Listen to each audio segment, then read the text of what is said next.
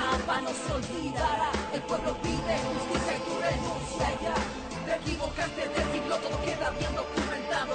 ¿Qué pasó? ¿Pensaste que este pueblo se va a quedar callado? Nunca escuchaste bien el himno mexicano. Un soldado en cada hijo de Dios. Un soldado en cada hijo de Dios.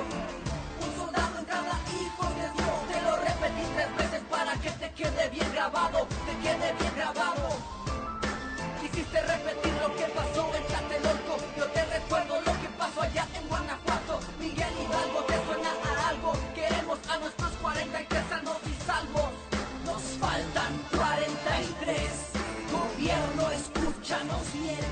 Ayotzinapa no se olvida. Radio Educación desde la Colonia del Valle en la Ciudad de México. Radio Educación.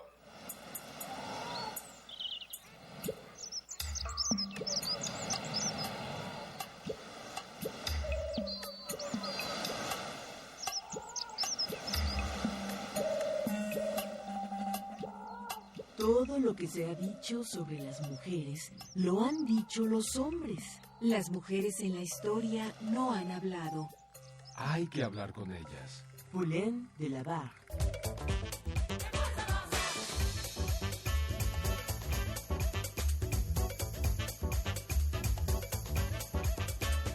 Las mujeres contamos. Las mujeres contamos.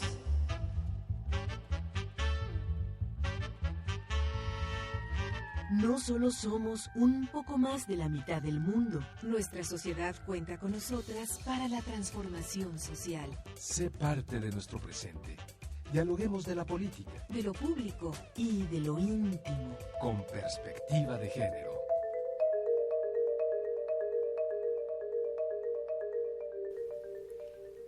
¿Qué y cómo contamos las mujeres?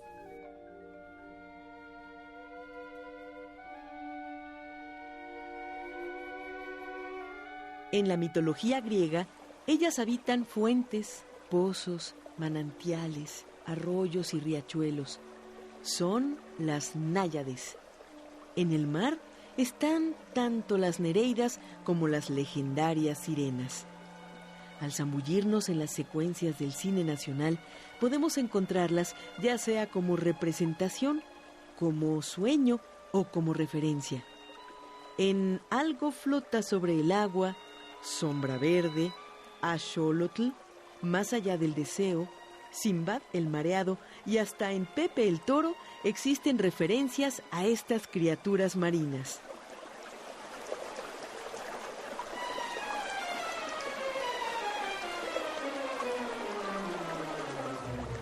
En drama y comedia encontraremos ninfas de belleza deslumbrante, mitad mujer, mitad pez, que enamoran y auxilian a marineros o que dan nombre a cantinas y negocios. Ante una sala de la Cineteca Nacional se suceden cinesecuencias y fotogramas que soportan el análisis elaborado por una bióloga cinéfila, quien indagando en torno a la naturaleza y el cine, culminó navegando en las representaciones y alegorías de las sorprendentes criaturas marinas captadas por cineastas en México. ¿Qué significado tiene el agua, la tierra, el aire y el fuego en distintos momentos de la historia fílmica del país? ¿Qué metáforas se esconden en la mezcla de sonidos, imágenes, narraciones y montajes finales?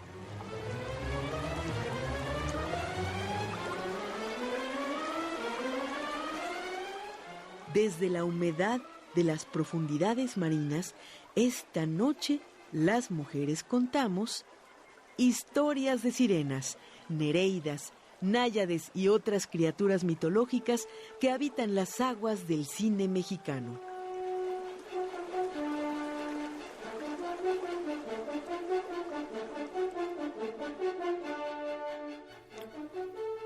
En la cuenta de los días, la Grecia antigua nos legó, además de la representación visual de las sirenas, el primer texto en el que se las menciona, la Odisea de Homero.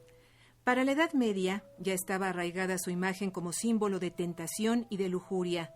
Por extensión, el mito de la sirena viene a ser un referente de los peligros que enfrentamos los seres humanos en el viaje de la vida.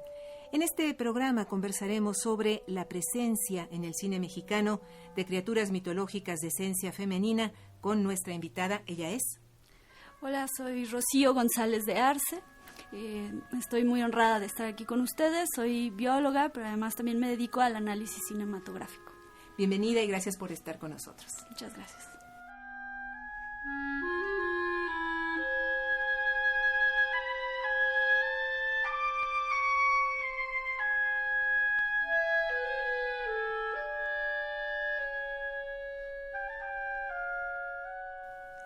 Ante este micrófono, Ana Leticia Vargas, y detrás del cristal todo el equipo de Las Mujeres Contamos, encabezado por Guadalupe Sánchez López, le invita a permanecer la próxima hora en sintonía con este programa.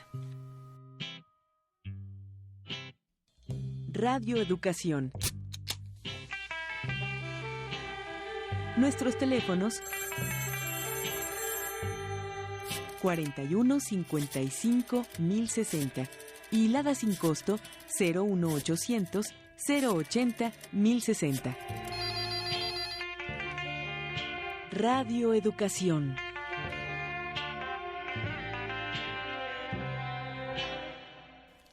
Le invitamos a que nos llame al 41 55 1060 o al 01800 080 1060 o a que nos escriba. En las redes sociales estamos como Las Mujeres Contamos.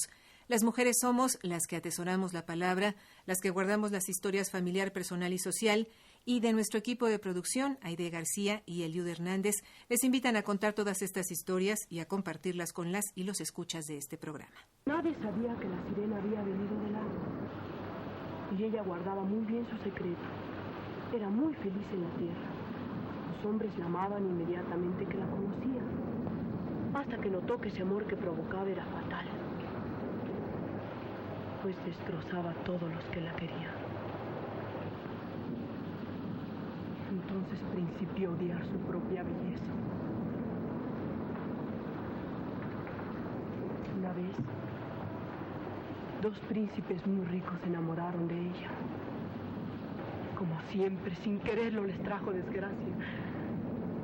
Un príncipe mató al otro y huyó del reino con todo el tesoro del palacio, dejando a su pueblo en la miseria. La gente odió a la sirena. Las mujeres le insultaban por la calle. Pero ella, que no quería sino ser como cualquier mujer, casarse,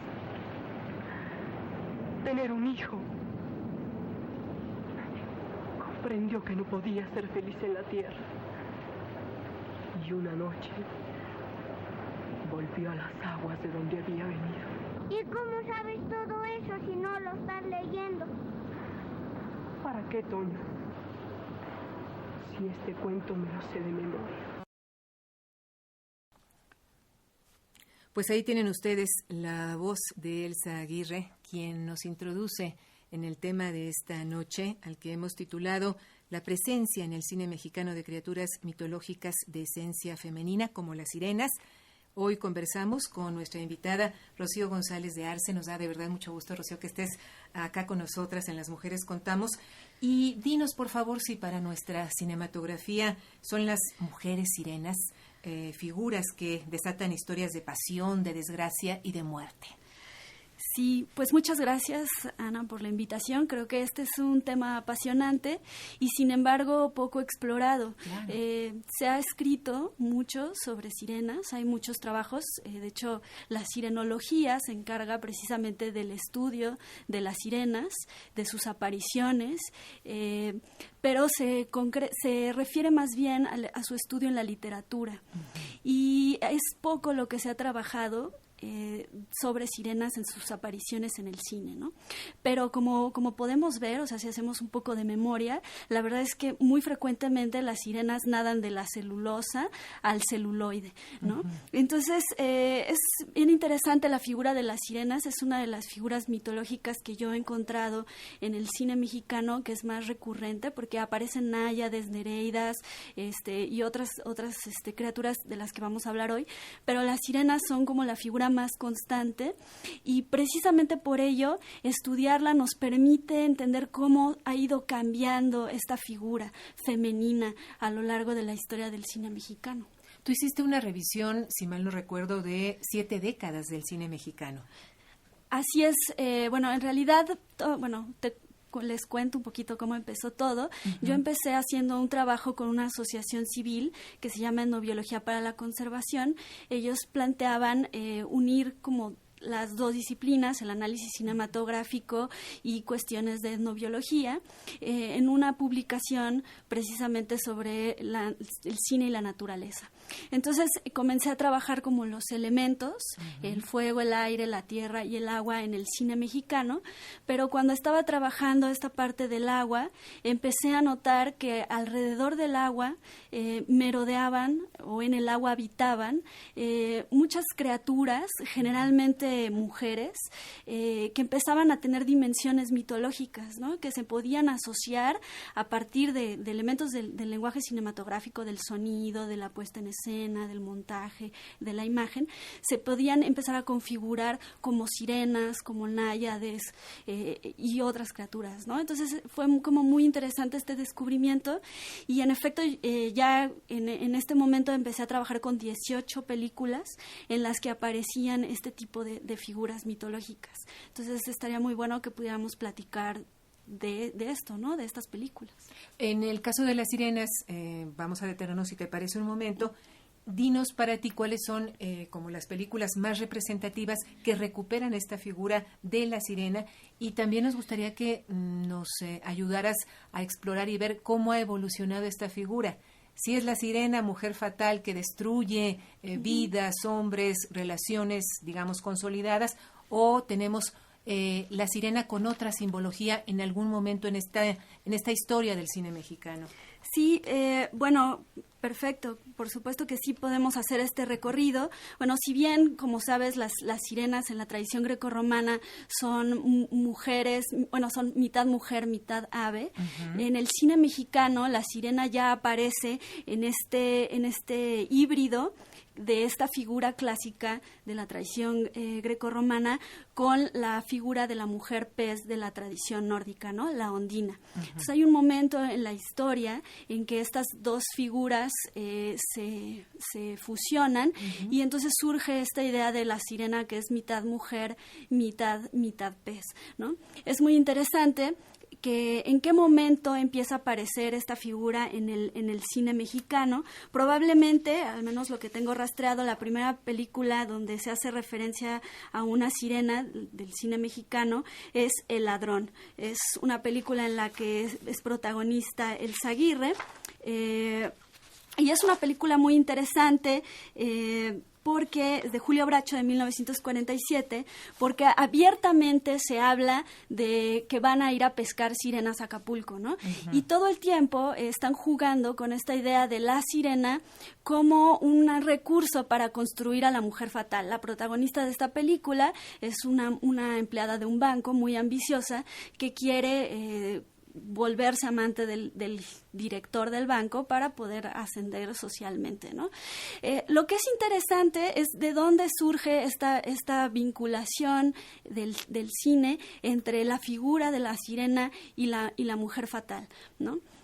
Yo creo que es bien interesante hablar del periodo, más o menos si nos ubicamos, estamos hablando de los 40, esta figura de la mujer fatal sirena es muy recurrente en el cine negro norteamericano uh-huh. de la época de la guerra. De hecho, la figura de la mujer fatal en el cine hay muchos trabajos que plantean que es una especie de respuesta de la liberación femenina que ocurre con el empoderamiento de las mujeres a raíz de la guerra mundial, que empiezan a salir de sus casas para cubrir los puestos de trabajo que dejan los hombres en casa, claro. ¿no? Porque tienen que ir a la guerra. Y entonces hay como una respuesta, un poco de temor ante estas mujeres empoderadas que ya trabajan, uh-huh. y surge con mucha fuerza en el cine norteamericano, en especial en el cine negro, esta idea de la mujer fatal, ¿no? Empoderada, sexualmente liberada, que atrae a los hombres y los lleva finalmente al abismo, a la perdición, ¿no? Entonces creo que por ahí se podría rastrear como las influencias que llegaron al cine mexicano, porque además es un momento en el que la industria norteamericana de producción cinematográfica impulsó muchísimo la industria mexicana, ¿no? Entonces me parece que por ahí es que empiezan a llegar las primeras sirenas al cine mexicano. Nos hablabas tú de 1947, quizá la primera película, dices, de acuerdo a los rastreos que has hecho, El ladrón se llama esta película, y curiosamente es Elsa Aguirre, protagonista femenina de la misma, y al año siguiente viene Algo flota sobre el agua, de película, de la cual escuchábamos este audio, en el cual de nueva cuenta es Elsa Aguirre protagonizando una historia de pasión. Sí, y bueno, hay una sirena bellísima en esta película, es muy interesante porque es la historia de Manuel, es un pescador, él regresa al pueblo de su infancia y una noche, bueno, llega con su esposa, ya tiene un hijo, se establecen en la vieja cabaña donde él vivía en su infancia, por donde pasa a las orillas del río, ¿no? Y una noche el niño ve que algo flota sobre el agua y resulta que es esta espectacular mujer que Arturo de Córdoba saca del agua, ¿no? Y en efecto es una sirena en el sentido de que él se enamora perdidamente de ella,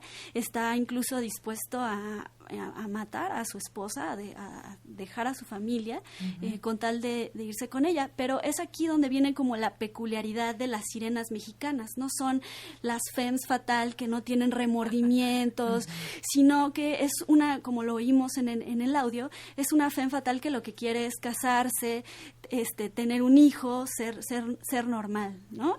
Ser una mujer común y corriente, ¿no? Entonces es muy interesante porque aquí hay un vínculo con estas novelas,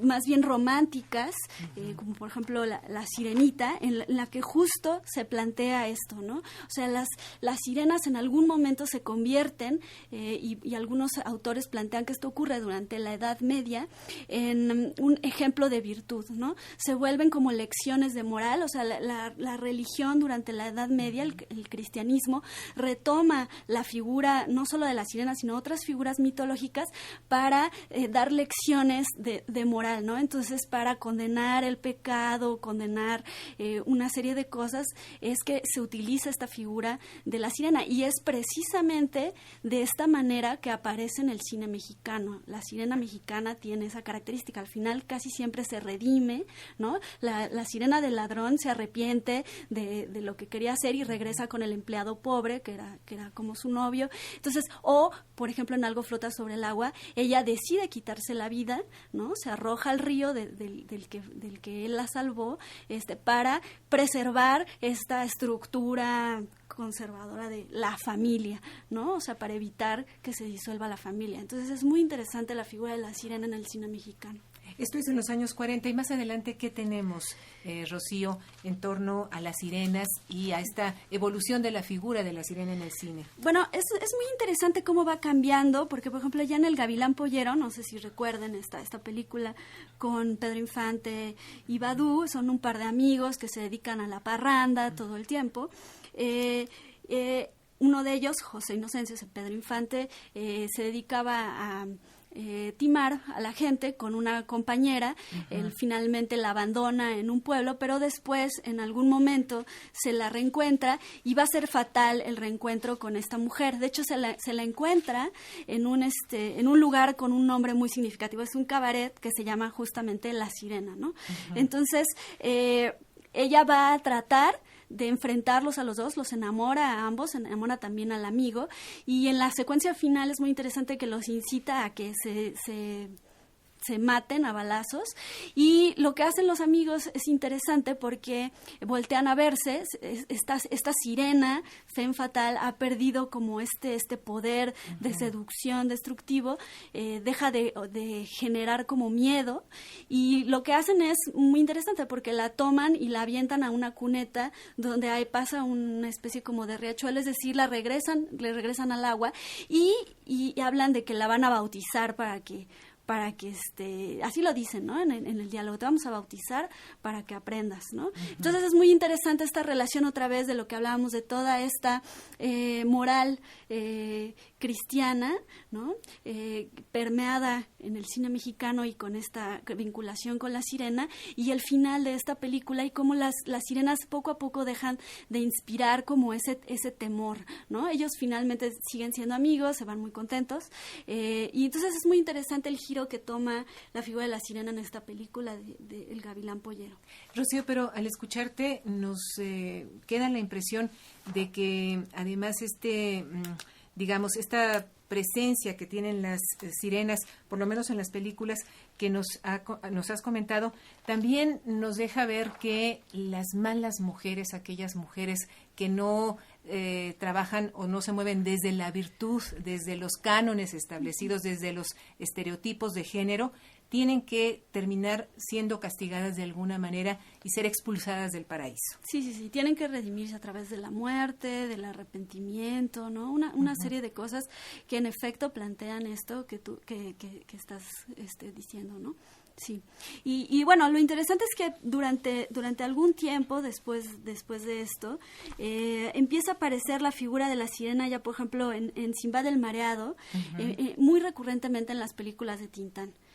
Y es muy interesante, son interesantes estas apariciones, porque si recordarán, por ejemplo, películas como Tintanzón Crusoe, Las Islas de las Mujeres y El Capitán Mantarraya tienen una abierta presencia de sirenas, pero ya no son las mujeres sirena, no esta metáfora de la mujer fatal, sino que ya es un personaje fantástico, es decir, reaparece la cola de pez, las escamas, y son un personaje fantástico en estas películas de aventuras de Tintán, ¿no? Entonces es interesante lo que ocurre en estos años y bueno, cada vez van siendo más, como cobrando un mayor protagonismo estos personajes fantásticos en las películas de Tintán, ¿no? Comienzan siendo una especie de guiño en Simbad el Mareado.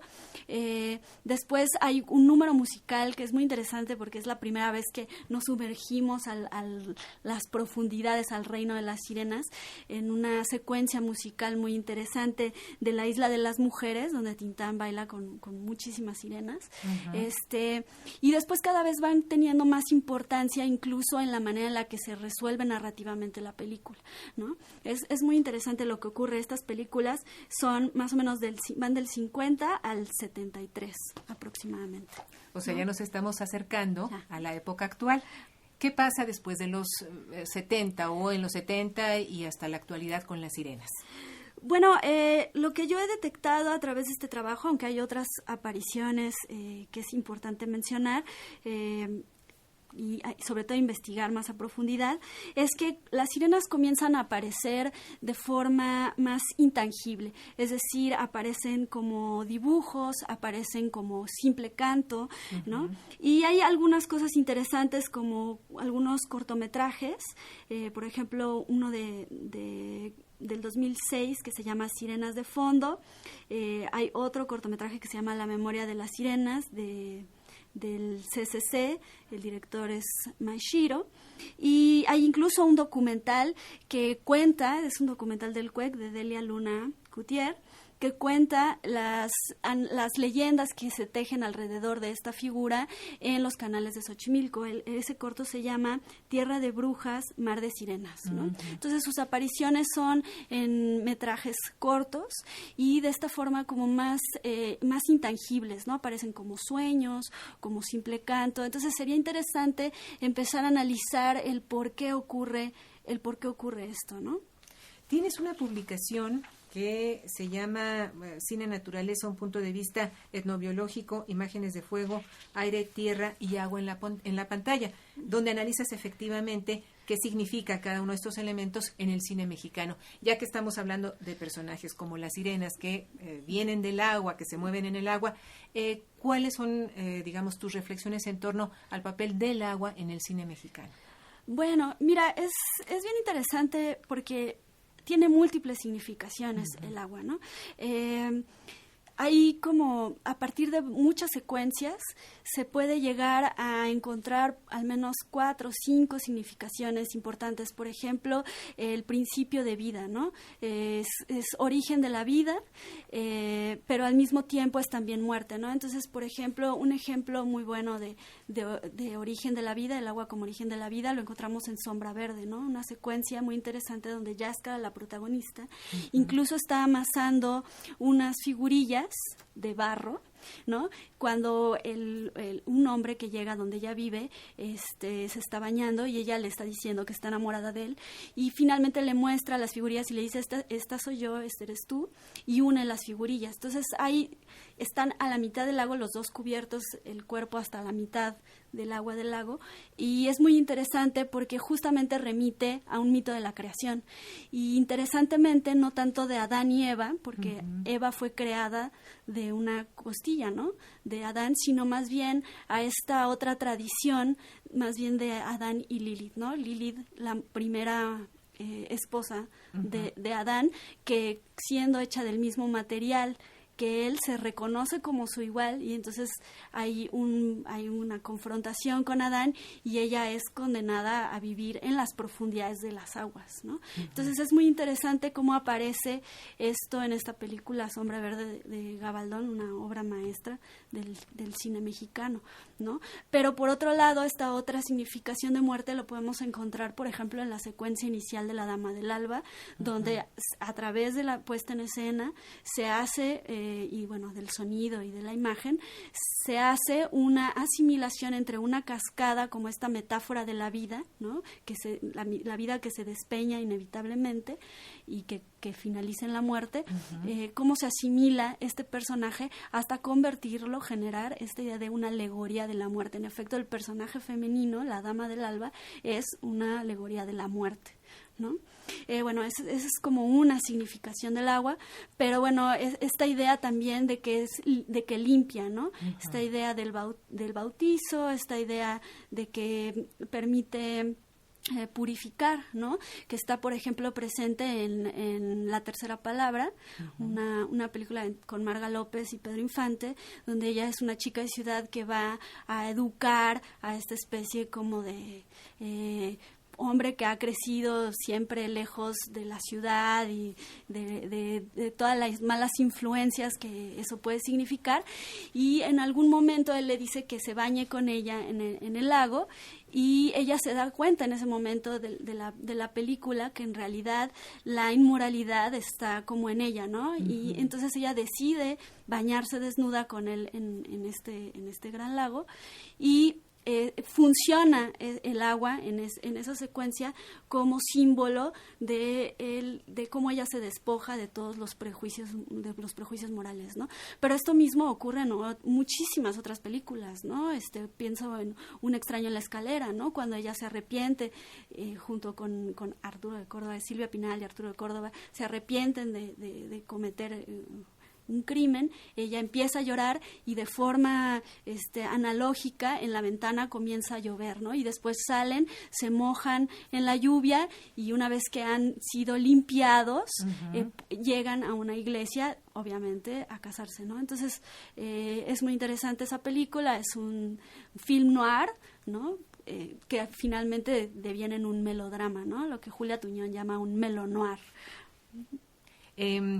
Hablabas, pues, del principio de la vida y de la muerte como significados asociados al agua, el agua como fuente de purificación o de limpieza. ¿Algún otro significado? Sí, bueno, es que depende de la forma también en la que está el agua, ¿no? Si es una forma estática como un cuerpo de agua, un lago, una laguna, tiene más bien una connotación femenina, es por eso que hay náyades habitando las aguas, ¿no? Todas estas figuras femeninas que merodean las aguas, pero también si es en forma de lluvia, por ejemplo, puede tener una significación de simiente, ¿no? Ser fecundadora. Pienso en la película Y Dios la llamó tierra, una secuencia muy interesante. Toda la película construye la idea de que ella es la tierra, es la historia del movimiento agrario y cómo el jefe del movimiento agrario se enamora de ella es hija del cacique, cacique que tiene secuestrada la tierra, y todo el tiempo se establece una metáfora entre ella como la tierra, él como el movimiento agrario, y finalmente cuando ellos se reúnen hay una secuencia muy interesante en la que empieza a llover sobre la tierra seca, ¿no? Mientras ellos se besan, ¿no? Y entonces obviamente hay esta significación de la lluvia como simiente que fecunda la tierra, que al mismo tiempo construye una alegoría muy interesante de la tierra fecundada en manos del movimiento agrario, ¿no? Entonces es como muy interesante toda la manera en la que el cine mexicano, a través del sonido, de la puesta en escena, del montaje, construye con los elementos, por el agua, el aire, el fuego, todas estas significaciones, ¿no? Tenemos varios ejemplares de esta publicación de Rocío González de Arce, nuestra invitada. Cine, naturaleza, un punto de vista etnobiológico, imágenes de fuego, aire, tierra y agua en la pantalla. Si usted está interesado en esta publicación, le pedimos que nos llame o que nos escriba 41 55 10 60, 41 55 10 60, ese es nuestro teléfono de contacto, y en redes sociales estamos como Las Mujeres Contamos. Puede comunicarse con nosotros por estas dos vías, de suerte que si está interesado en este material, pues se lo lleve, solamente manifieste su interés. Y recuerde que hoy estamos en Las Mujeres Contamos y que el día de hoy nuestro tema es la presencia en el cine mexicano de criaturas mitológicas de esencia femenina. Si usted recuerda alguna y nos quiere comentar también, agradecemos que nos haga saber qué película le rememora el tema que hoy estamos tratando con nuestra invitada Rocío González de Arce. Y sobre todo, no se les olvide lo que acabo de recomendarles. Hiervan siempre el agua y así no se enfermarán. Pero si es muy poquita la que sale de la fuente, señor doctor. Si la ponemos a hervir, pues se acaba y no queda nada. ¿Pero qué es esto del agua que hay en Río Escondido? Sí, doctor. Y la del aljibe de don Regino. Pero eso es nomás para sus caballos y para su casa. Dicen que por debajo de la tierra pasa un río con harta agua y que se oye junto al altar de la parroquia. Por eso se llama el pueblo Río Escondido. Afigúrese, doctor, que aquí nunca cae agua. El cielo, como usted ve, siempre está lleno de nubes, pero nunca cae agua. ¿Verdad, mamá? Diosito no quiere que caiga aquí. Pues quién sabe por qué será.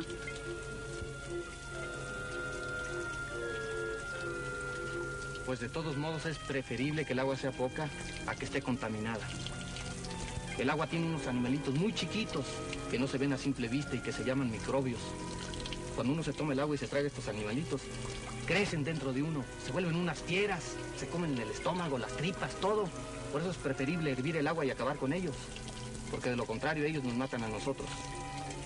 Sí, pues nosotros tenemos unos aquí así de grandes y cabezones. Se llaman ajolotes. Pues por eso mismo hay que meterle más leña para que hierva más el agua y se mueran más pronto. Buenos días, doctor. Buenos días, don Regino. Quiero hablar con usted. Lo veré al rato.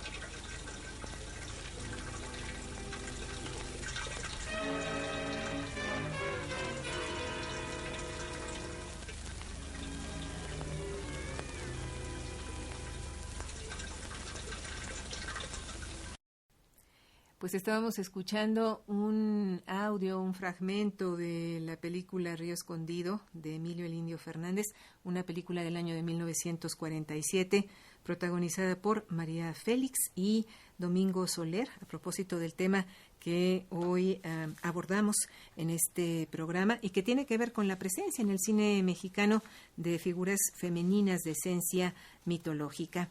A esta hora de la noche saludamos a nuestra querida compañera Eliud Hernández. ¿Cómo estás, Eliud? ¿Qué tienes para nosotras esta noche? ¿Qué tal, Ana Leticia? Muy bien. Pues esta noche tengo un reporte acerca de que generalmente al ver una película mexicana observamos paisajes, vemos plantas, animales y gente del lugar, pero es casi inexistente la reflexión en torno a la manera en que estos documentos audiovisuales nos ofrecen un panorama de las comunidades y sus recursos. La historia de esta noche transcurre desde la participación de Juventudes Lacandonas para documentar sus ambientes hasta el desarrollo de una publicación que permitirá a las y los habitantes de las comunidades rurales de la Ciudad de México analizar su entorno a través de las imágenes que han sido llevadas a la pantalla grande. El proyecto se denomina Cine y Naturaleza, programa de creación y promoción cultural para los pueblos de la Ciudad de México, y en este se inscribe el trabajo de nuestra invitada de esta emisión. Hoy conoceremos una parte de la historia de la Asociación Civil Etnobiología para la Conservación. Vamos a escuchar. Mi nombre es Jaime Beltrán, soy socio fundador de la Asociación Civil Etnobiología para la Conservación y bueno, esta es una asociación que se formó en 1999. Nosotros, habitantes de una urbe, cómo llevar la etnobiología en este contexto, cuando nuestra primera experiencia había sido al interior de la selva lacandona.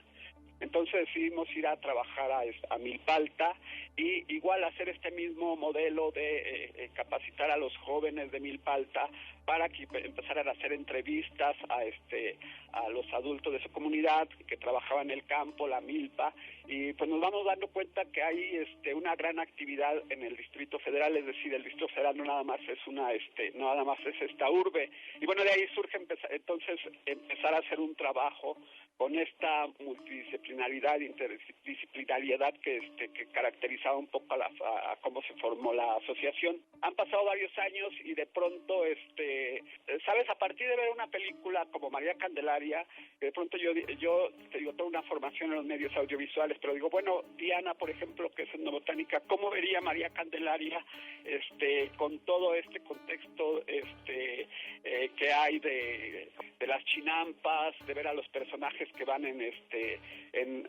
transportándose en canoas, comercio que hay de las flores, las verduras, de sus hortalizas, en fin, me pareció que era una buena idea empezar a intentar a ver el cine como con esa visión etnobotánica, etnobiológica, ¿no?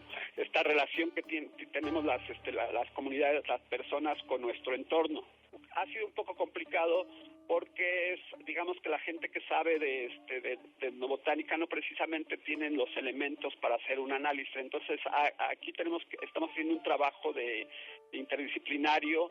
Nos está ayudando mucho Rocío en el de ver cómo vamos obteniendo los elementos para hacer un análisis. Entonces el tomo que estamos trabajando ahorita es justamente todos los temas que pueden surgir.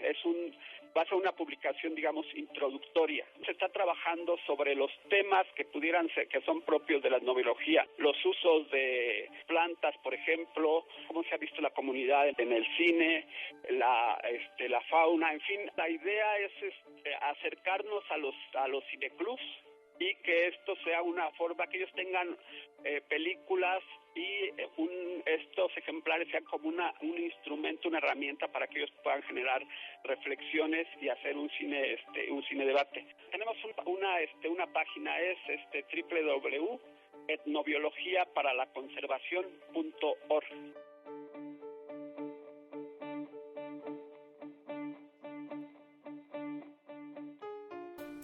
Pues muchas gracias a Eliud Hernández por esta entrevista. También a María de Jesús Bernal, que nos llamó de Benito Juárez y dice que felicita a nuestra invitada, a la estación y al programa. Gracias, María de Jesús Bernal. También a José Guadalupe Montaño, a Evangelín Luciérnaga, a Borola Tacuche de Burrón, a Norma Alejandra Álvarez y a las personas que nos están siguiendo a través de las redes sociales. Recuerden que estamos como Las Mujeres Contamos y agradecemos muchísimo que le dé me gusta a nuestra página en esa red social. Nuestro número telefónico de contacto 4155-1060, 4155-1060, y nuestra invitada de esta noche, la bióloga y analista de cine Rocío González de Arce, trajo para nosotros algunos ejemplares de Cine Naturaleza, un punto de vista etnobiológico, una publicación muy atractiva que se detiene en las imágenes de fuego, aire, tierra y agua en la pantalla, en lo particular en el cine mexicano. Si usted quiere esta publicación, por favor, llámenos 4155-1060 o escríbanos a las redes sociales donde estamos como Las Mujeres Contamos. Pues muy interesante la entrevista que escuchábamos con nuestra compañera Eliud Hernández, Rocío, sobre la labor que están realizando en Milpa Alta. Sí, bueno, es una labor ardua que ya tiene muchos años desarrollando etnobiología para la conservación. Tiene muchas vertientes de trabajo, entre ellas hacer documentales que recopilen el conocimiento tradicional de los pobladores de Milpa Alta sobre la flora, la fauna, las tradiciones, etcétera, etcétera. Y que ahora tiene esta como nueva vertiente de utilizar al cine como una herramienta, como un documento que nos permite conocernos a nosotros mismos, ¿no? Un poco la idea es que el cine está permeado de los imaginarios sociales.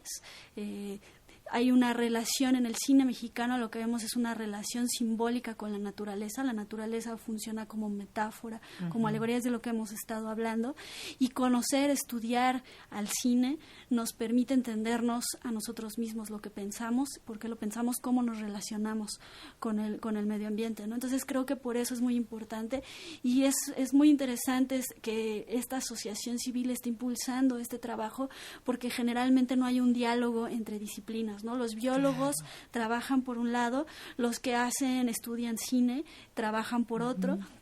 Entonces estamos en un momento en el que ya es imposible trabajar monodisciplinarmente, ¿no? Encerrarnos en nuestros pequeños compartimentos de conocimiento, y más bien es un momento de dialogar, de diálogo entre disciplinas.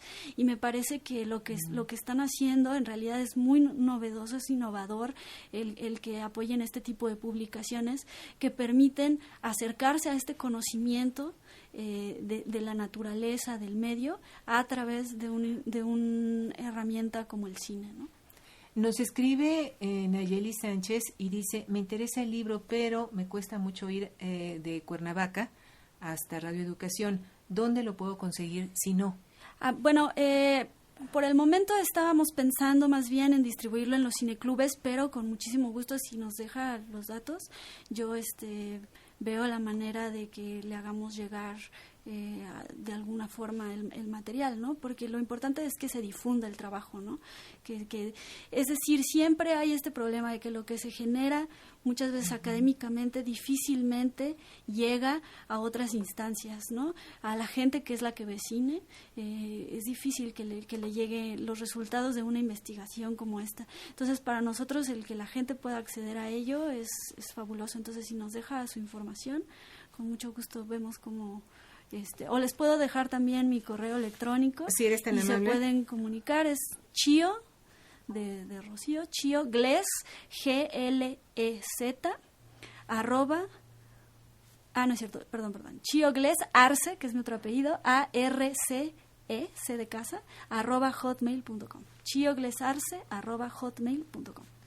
Entonces, para las personas interesadas y que no puedan venir a Radio Educación o que nos estén escuchando fuera de la Ciudad de México, les pedimos por favor que se comuniquen directamente con Rocío González de Arce para ver la manera de que esta publicación llegue a sus manos, escribiendo al correo electrónico Chio Glez Arce, Glez es Glez, bueno, Arce es ARCE, @hotmail.com. Así es, Ana. Muchas gracias. Gracias. Multistox nos escribe y dice: hola, buenas noches, me gustaría saber si puedo descargar el podcast de esta emisión en la cual están hablando de cine. Claro que sí, a partir de la semana próxima ya estará disponible en nuestro sitio de Las Mujeres Contamos.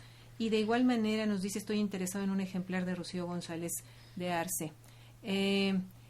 Ya se nos terminaron los ejemplares, pero le pueden escribir a Rocío directamente. Sí, que me escriban. Y entonces ella directamente podría hacerles llegar este material. Sí, Rocío. Sí, yo los vinculo con Jaime y con la asociación, con Etnobiología para la Conservación, para que veamos la manera de que puedan tener algún ejemplar. ¿Podrías repetir tu correo electrónico? Sí, chioglezarce @hotmail.com. Chio Glez con Z, Glez, Arce, ARC de casa, @hotmail.com. Muy bien.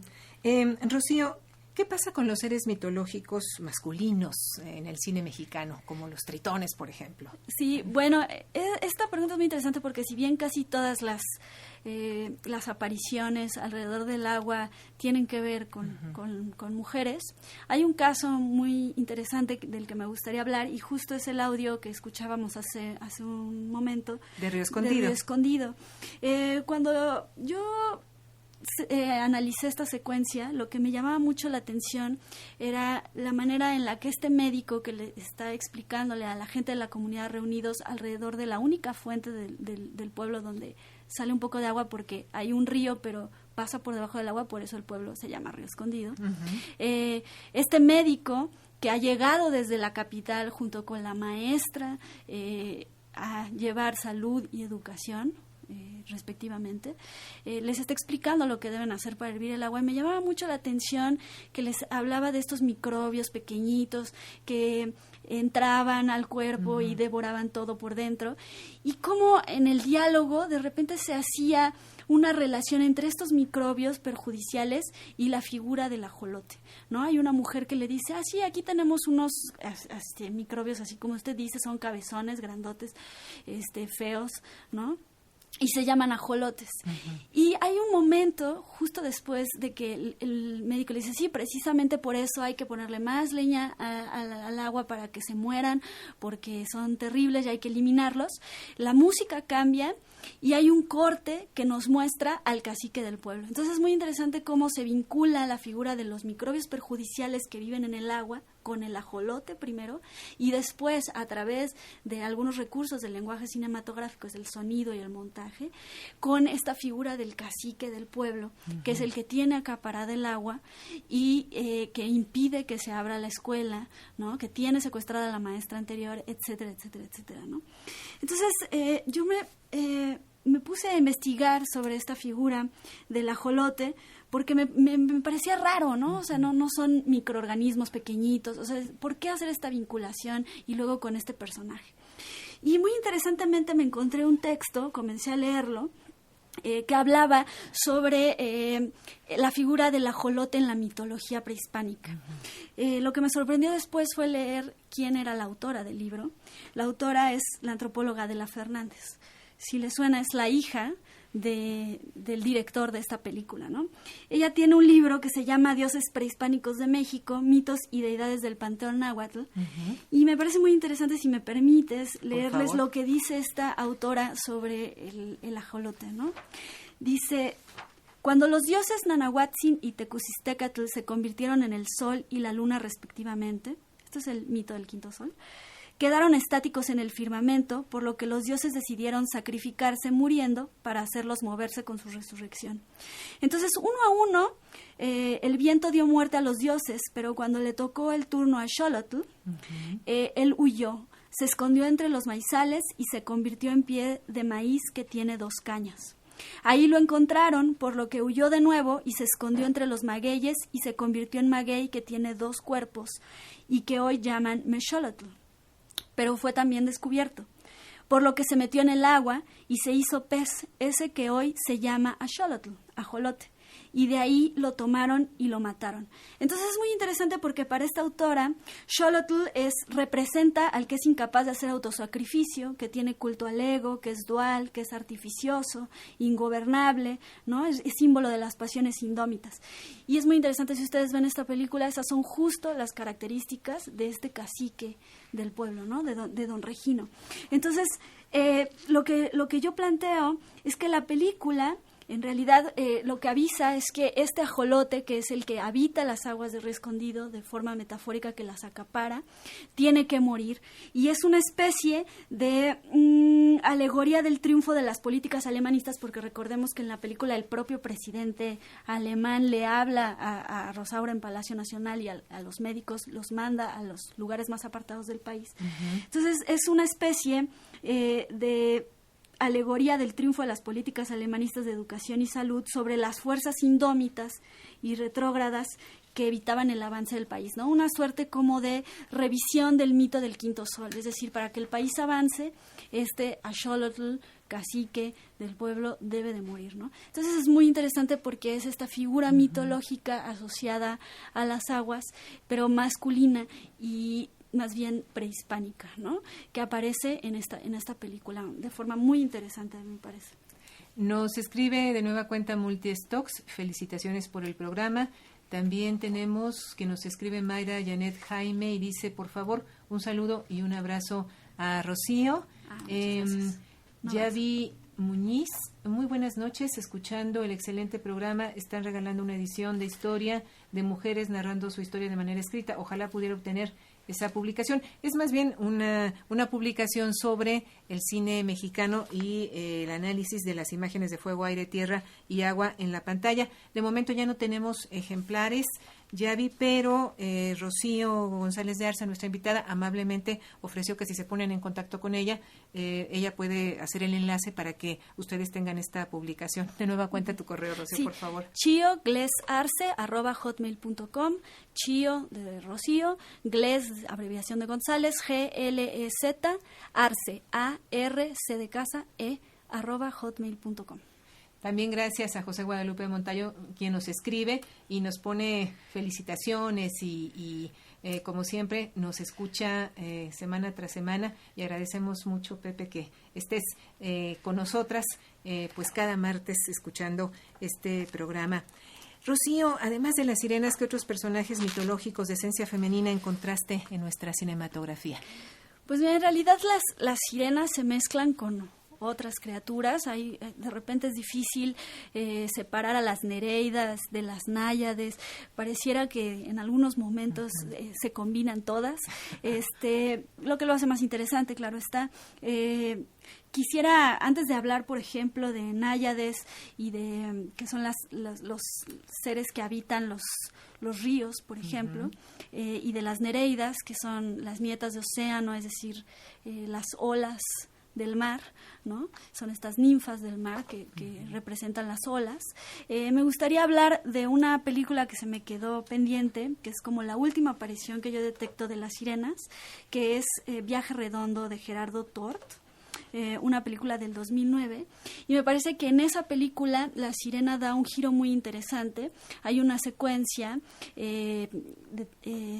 más bien de carácter de naturaleza como más erótica, en la que un par de chicas que van de viaje juntas buscando a sus respectivas parejas, pero en realidad es una especie como de metáfora de la búsqueda de sí mismas, una noche en un hotel, una a la otra le dibuja una sirena en la espalda, ¿no? En una secuencia más bien erótica, muy interesante, en la que me parece que se da un giro completamente a la figura de la sirena. Ya no es la idea de esta mujer fatal, sino es este recurso que le permite a este par de mujeres reencontrarse consigo mismas, con su sexualidad, con su propio cuerpo, ¿no? Entonces me parece muy interesante estudiar cómo se pasa de la figura de la sirena femme fatal a esta figura más bien como de sensualidad, de reencuentro con el propio erotismo femenino en el cine mexicano. Creo que hay que estudiarlo mucho más. Y como decía, ¿no? En realidad la figura de la sirena se mezcla con muchas otras. Pienso en la película Las Islas María, no sé si la ubican, Pedro Infante, una película de Emilio del Indio Fernández. Es muy interesante porque él llega para salvar el honor de sus hermanos que cometieron un crimen, lo condenan, se inculpa, lo condenan a ir a las Islas María, este lugar terrible, y ahí conoce a una chica que se llama María. Pero lo interesante es cómo la conoce. Él está en una especie de acantilado viendo el mar, y de repente ve aparecer en la playa a esta mujer, una gran bailarina, que empieza a bailar en la playa, ¿no? Pero lo interesante es la manera en la que ella se mueve, porque ella mueve sus brazos como al compás de las olas, sus movimientos ondulantes los que ella hace, incluso... Y los hace sobre la arena. Exactamente, se recuesta sobre la arena y hay momentos de la imagen en las que la orilla del mar coincide con la forma de su cuerpo, ¿no? Entonces hay como se crea esta imagen de la mujer como una ola, ¿no? Entonces es justo la figura mitológica de la Nereida, ¿no? Que eran criaturas que más bien acudían al socorro de los marineros en peligro, ¿no? Que estaban, por ejemplo, naufragando. Y los llevaban a la playa, los salvaban, ¿no? Entonces, muy interesante porque es justo lo que ocurre con este personaje, ¿no? Él se casa finalmente con ella, logra, debido a eso, no enloquecer en esta condena en las Islas María, y finalmente tiene un hijo y logra salir de las Islas María y reintegrarse como a la sociedad, ¿no? Pero es muy interesante cómo se presenta este personaje prácticamente como una Nereida, ¿no? De la mitología griega. Y por otro lado, las náyades sí tienen una versión como un poco más, digamos, siniestra. Son habitantes de cuerpos de agua, como ríos, por ejemplo, pero sí... algunos consideran que los que veían, por ejemplo, Grimal decía que el que veía las náyades era poseído por ellas y atacado de enajenación mental. Entonces es muy interesante cómo se utiliza esta figura en el cine mexicano. Es decir, cómo construir una Nereida con imágenes, una náyade, sin decir que es una náyade, ¿no? Entonces pienso en una secuencia de En la palma de tu mano, otra película de Gabaldón, en la que Ada, esta mujer que ha matado, es una femme fatal, ha matado a su marido para quedarse con la herencia, y lleva a Karim, que es un adivino que la ha querido extorsionar porque sabe su secreto, lo lleva a una cascada y empieza a hablar sobre esta cascada y le dice, la llaman el sueño, la cascada del sueño, no le parece un nombre caprichoso, es fascinante como la vida misma.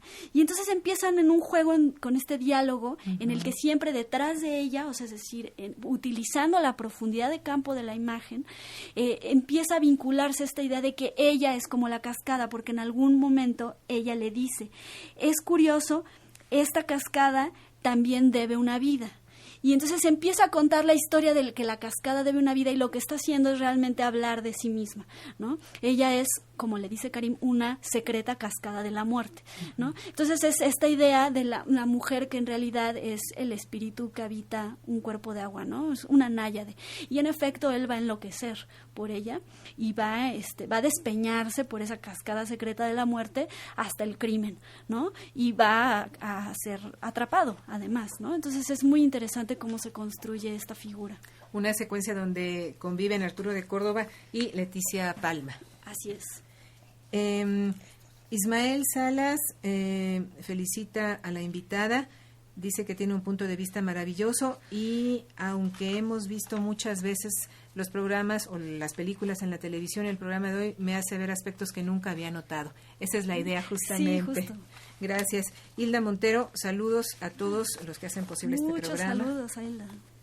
Miguel Ángel Rodríguez, me parece interesante la etnobiología relacionada con el cine mexicano. Ricardo Rocío, el nombre de la invitada de hoy remite a la idea de vida y produce la sensación de frescura y eso precisamente es lo que ella proyecta con su presencia. Además está hablando de sirenas y creo que ella misma es una sirena, pues su voz y sus palabras son música para mis oídos. Me voy a llevar ese mensaje. Claro que sí, Rocío.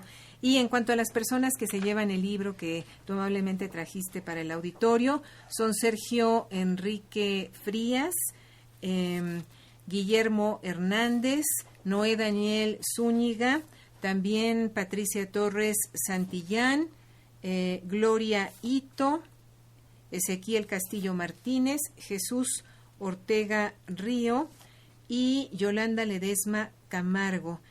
Pueden pasar a recoger este material la semana entrante de 10 a 14 horas aquí a Radio Educación. Recuerden, Ángel Urraza 622 en la Colonia del Valle. Nos encontramos entre Avenida Coyoacán y Adolfo Prieto. Por favor, la semana próxima de lunes a viernes a partir de las 10 de la mañana y hasta las 14 horas.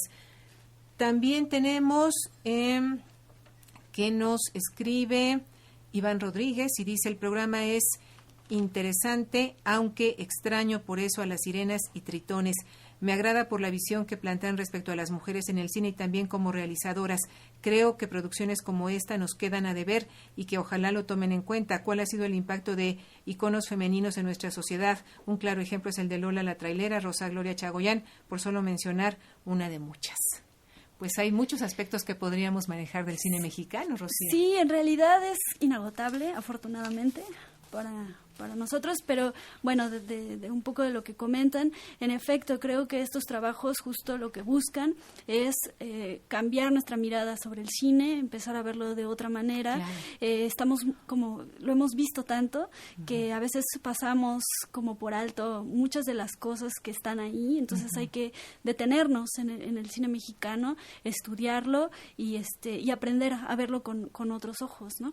Y en efecto, lo que mencionan sobre la necesidad de hablar, por ejemplo, de películas en las que aparece Rosa Gloria Chagoyán y demás, creo que es bien importante. Generalmente los estudios que se consideran serios, y lo pongo entre comillas, trabajan muchas veces con la época clásica del cine mexicano y dejan un poco de lado una vasta cinematografía, por ejemplo, de todas las sexicomedias, todas el cine, por ejemplo, de los Almada, etcétera, etcétera, y creo que por ahí también está inexplorado y que hay que trabajarlo. De hecho, por ahí me pasaba el dato Manuel Márquez de una película de Blue Demon contra los cerebros infernales, en las que la villana se llama Sirenida o Sirenilla, algo así.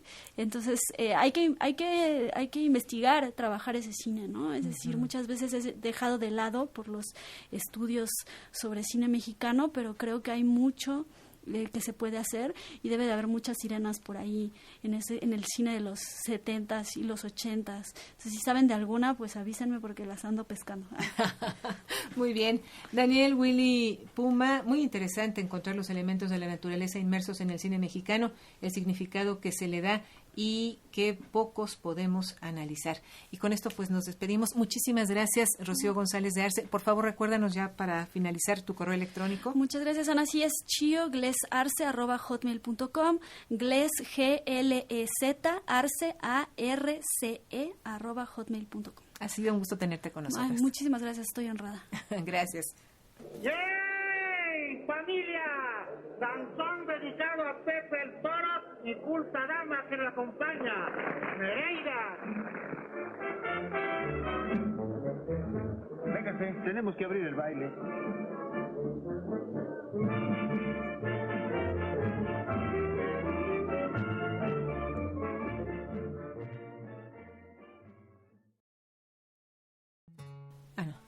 Participamos en la elaboración de este programa el equipo de Las Mujeres Contamos, Eliud Hernández, Edith Díaz, Guillermo Lagarda, Gabriela Sosa Martínez, Raúl Núñez, Aide García y Ana Leticia Vargas, en una producción de Guadalupe Sánchez López. Gracias, buenas noches.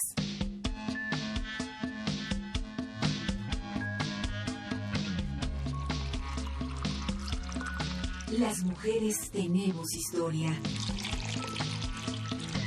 Contarla es parte de la construcción de un futuro con equidad. Desde la Ciudad de México, 1060 kHz en amplitud modulada. Radio Educación.